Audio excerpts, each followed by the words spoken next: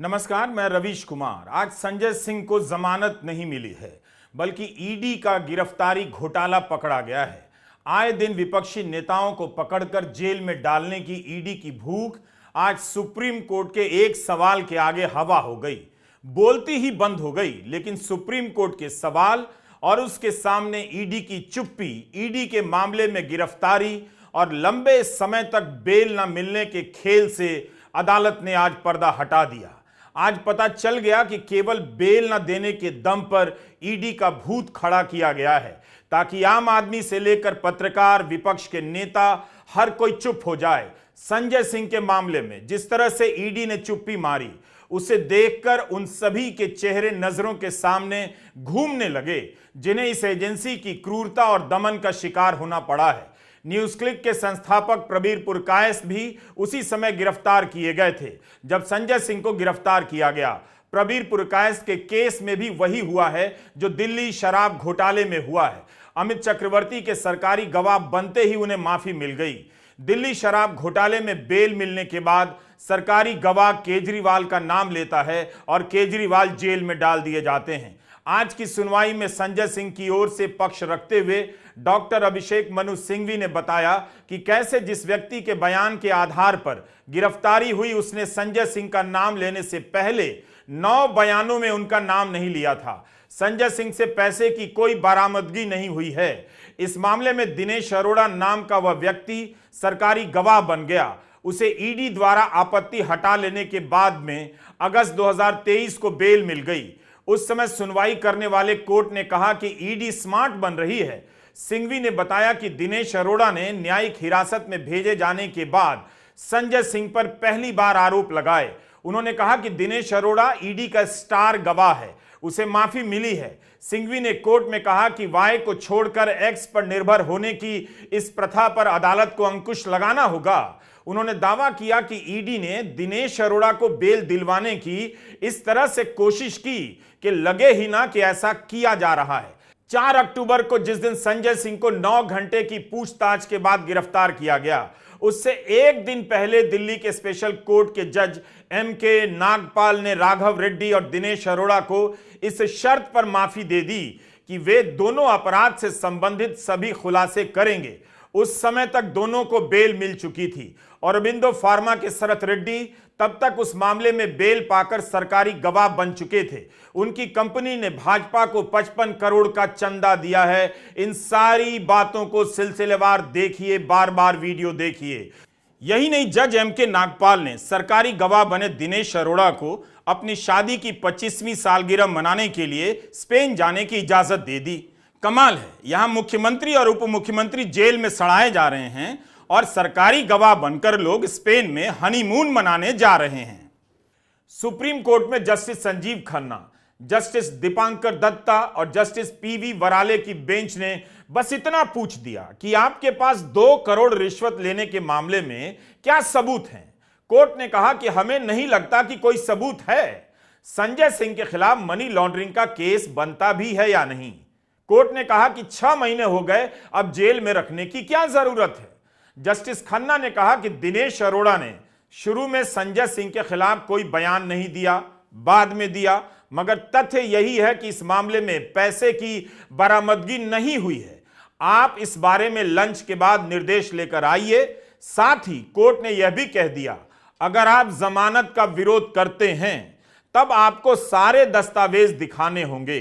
हम उसके आधार पर देखेंगे और दर्ज करेंगे कि संजय सिंह के खिलाफ केस बनता है या नहीं। अगर ऐसा हुआ तो इस केस की ट्रायल पर बहुत असर पड़ेगा। इतनी सी बात पर ईडी की घिघी बंध गई।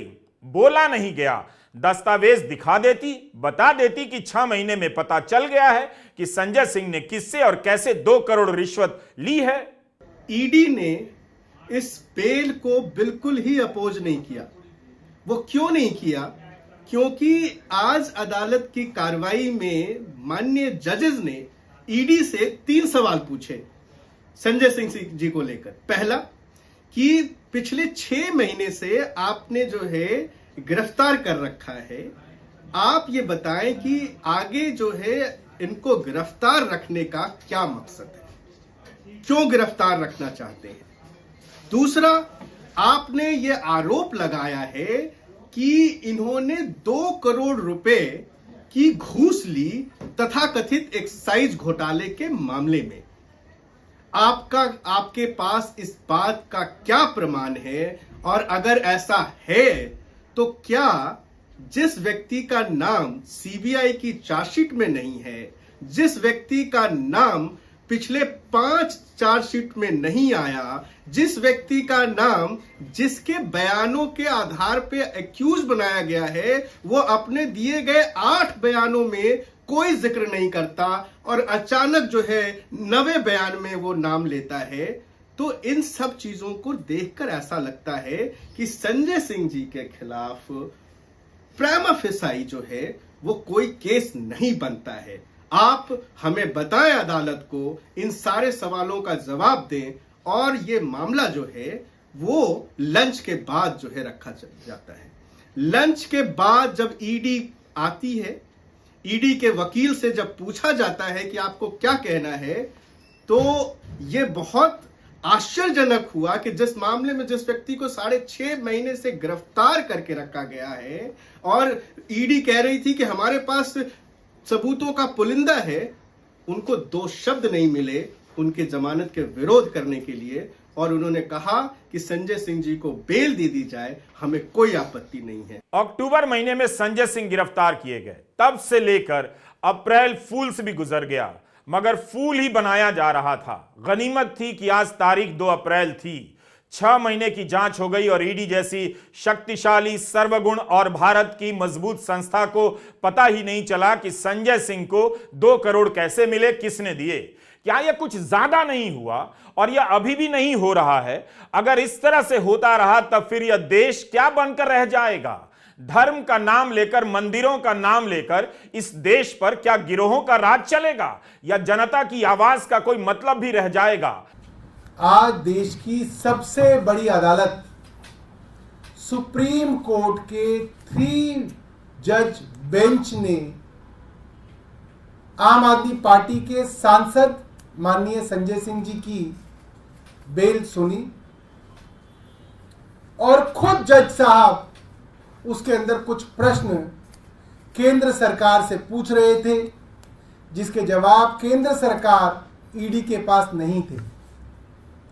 कोर्ट के प्रश्न थे,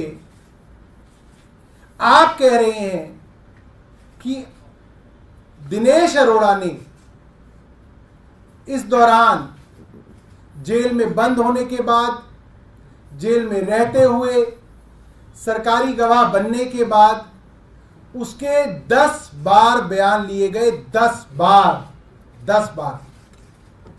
उन 10 बयानों में संजय सिंह जी के बारे में कोई बात नहीं कही गई। 10 बार के बयानों में। उसके बाद दिनेश अरोड़ा को दोबारा गिरफ्तार किया जाता है और उससे 11वां बयान लिया जाता है। 11वें बयान के अंदर वो एक बहुत ही गोलमोल सी बात कहता है कि मेरे एक आदमी ने संजय सिंह के एक आदमी को 1 करोड़ रुपए 2 बार दिए। सिर्फ ये बयान है। उसका जो आदमी है उसकी कोई गवाही नहीं, संजय सिंह जी का जो आदमी है उसकी कोई गवाही नहीं। 1 करोड़ रुपए कहां है किसी को कुछ पता नहीं, कहां पहुंचे कोई पता नहीं, रिकवरी हुई कोई नहीं हुई, अटैचमेंट हुई कोई नहीं हुई। सिर्फ एक आदमी का बयान, एक आदमी का बयान जो 10 बार बयान दे चुका है और संजय सिंह जी के बारे में कुछ नहीं कहता, उसके ऊपर दबाव डाल के 11वां बयान कर लो और आप राज्यसभा का वो सांसद उठा लो जो केंद्र सरकार से सवाल पूछता है एक आदमी के बयान पे। इसका जवाब केंद्र सरकार के पास नहीं था। सुप्रीम कोर्ट का दूसरा सवाल था, क्या कोई पैसा रिकवर हुआ है, क्या कोई पैसा अटैच किया गया है? जब कोई पैसा रिकवर ही नहीं हुआ, अटैच ही नहीं हुआ, तो पीएमएलए कैसे लगा है? इसका कोई जवाब ईडी के पास नहीं था, केंद्र सरकार के पास नहीं था। आप इस केस का पैटर्न देखिए। पकड़े जाने के बाद गवाह किसी का नाम नहीं लेते हैं। जब उन्हें लगता है कि ये ईडी है, जमानत नहीं मिलेगी, ये चाहे तो जिंदगी भर के लिए जेल में सड़ा देगी, तब वो आदमी टूट जाता है। और वही आदमी जो कई बार की पूछताछ में कोई नाम नहीं लेता, सरकारी गवाह बन जाता है और नाम ले लेता है। फिर संजय सिंह, फिर मनीष सिसोदिया, फिर अरविंद केजरीवाल गिरफ्तार कर जेल में डाल दिए जाते हैं। यह उस समय की तस्वीर है जब ईडी संजय सिंह को गिरफ्तार कर ले जा रही थी। अक्टूबर से अप्रैल आ गया, 6 महीने में ईडी को मनी ट्रेल नहीं मिला, कुछ ऐसा सबूत नहीं मिला जिसके आधार पर उन्हें जेल में रखा जा सकता था। संजय सिंह की गिरफ्तारी के वक्त दावे तो ऐसे किए गए जैसे इस व्यक्ति ने देश का सारा खजाना लूट लिया है। अब जब कंपनियां और राजनीतिक दलों के चंदे का घोटाला सामने है तो सबने चुप्पी साध ली है। क्या क्या आरोप लगाए गए चंदे के घोटाले में, क्या आपको याद है? 30 जनवरी को छपी खबरों को पलटकर देख रहा था। ईडी दिल्ली हाईकोर्ट में क्या कर रही है? जमानत का विरोध करते हुए ईडी ने हाईकोर्ट में कहा कि संजय सिंह मुख्य साजिशकर्ता हैं। इस समय अरविंद केजरीवाल मुख्य साजिशकर्ता बताए जा रहे हैं। यह पूरी तरह साफ है कि संजय सिंह एक स्पेशल पर्पस व्हीकल बनाने में शामिल थे। यह ईडी का कहना है। ईडी कहती है कि जिसके जरिए आबकारी नीति से जो पैसा कमाया गया उसे सफेद किया गया। ईडी ने कहा था कि दिनेश अरोड़ा के साथ 2017 से संजय सिंह का रिश्ता रहा है। सर्वेश और दिनेश से संजय सिंह को 2 करोड़ की रकम मिली है। 7 फरवरी को दिल्ली हाईकोर्ट में संजय सिंह की गिरफ्तारी की याचिका रद्द हो गई। जस्टिस स्वर्णकांता शर्मा ने जमानत नहीं दी। उन्हीं की कोर्ट में अरविंद केजरीवाल की याचिका को लेकर अभिषेक मनु सिंघवी गए, जहां उन्होंने बहस तो धुआंधार की, कई बार ईडी पर भारी पड़ते नजर आए, मगर केजरीवाल को जमानत नहीं मिली। जस्टिस स्वर्णकांता शर्मा ने ईडी से 2 अप्रैल तक जवाब देने के लिए कहा है। 3 अप्रैल को सुनवाई की तारीख दी गई है। सुप्रीम कोर्ट में अभिषेक मनु सिंघवी ही संजय सिंह की जमानत की पैरवी कर रहे थे। सिंघवी की यह बड़ी सफलता है। संजय सिंह की बेल की सुनवाई सुप्रीम कोर्ट में पहली बार हो रही थी। पहली बार में उन्हें जमानत मिल गई। जब संजय सिंह के खिलाफ कोई मनी ट्रेल नहीं है, मिला नहीं, तब फिर 1 साल से जेल में बंद दिल्ली के पूर्व उप मुख्यमंत्री और विधायक मनीष सिसोदिया के खिलाफ अब तक ऐसा क्या मिल गया है कि उन्हें जेल में रखा गया है? गोदी मीडिया लगाकर देश में विपक्ष को खत्म करने का वातावरण बनाया जा रहा है। क्या इस देश को नहीं दिख रहा कि चंद चैनल इसके लोकतंत्र की हत्या में लगे हैं? रामलीला मैदान में जमा हुए नेताओं के भाषण से यह सब निकल रहा था। विपक्ष के आरोप काल्पनिक नहीं है। जनता समझ रही है कि ईडी सबके पीछे छोड़ दी गई है। इस ईडी को विपक्ष के नेता नजर आते हैं, मगर बीजेपी और अदानी के घर का पता नहीं मिलता है। क्या देश की जनता ने नहीं देखा कि कैसे 140 से अधिक सांसदों को संसद से निलंबित कर दिया गया? क्या इस देश की जनता ने नहीं देखा कि राहुल गांधी की सदस्यता रद्द कर दी गई? सुप्रीम कोर्ट का फैसला आने तक एक सांसद के रूप में वे कई महीनों तक काम नहीं कर सके। महुआ मोइत्रा की सदस्यता किस तरह से रद्द कर दी गई? क्या इस देश ने नहीं देखा? क्या इस देश को धर्म का इतना ज्ञान हो गया है कि उसे यह सब अब गलत नहीं लगता? इतने सारे अधर्मों का बोझ लेकर गोदी मीडिया के नफरती एंकर और भाजपा के समर्थक किस तीर्थ पर अपना पाप उतारने जाएंगे? क्या इस देश को नहीं दिख रहा है कि दिल्ली शराब घोटाले में एक सांसद 6 महीने जेल की सजा काटकर जमानत पर बाहर आ रहा है? उसी शराब घोटाले में एक मुख्यमंत्री को 15 अप्रैल तक के लिए जेल में बंद कर दिया गया है। ये उनका कहना है, या हमारे पास आओ, गवाही दो, या नहीं तो गूंगे हो जाओ। इसीलिए आज केजरीवाल जी को, आज हेमंत सोरेन जी को अंदर डाल दिया। क्या ऐसा गुनाह था भाई? अब बाद में भी कर सकते थे। उनको बुला के पूछताछ करने के बाद में सजा देते। इलेक्शन के वक्त नोटिफिकेशन हो रहा है, आप उनके ऊपर केस करके अंदर डालते हो। और हेमंत को भी उसी वक्त उसके ऊपर उनका यही कसूर था कि वो गठबंधन के साथ चलना चाहते थे। उनको बुलाया गया, पूछा गया, तब उन्होंने कहा मैं कांग्रेस के साथ रहूंगा, गठबंधन के साथ रहूंगा, मैं आप कितना भी मेरे ऊपर प्रेशर करो, मैं झुकने वाला नहीं है, ये हेमंत ने कहा था। तो इसलिए मोदी जी ने केस बनाया और उनको अंदर डाला। क्या यह लेवल प्लेइंग ग्राउंड है?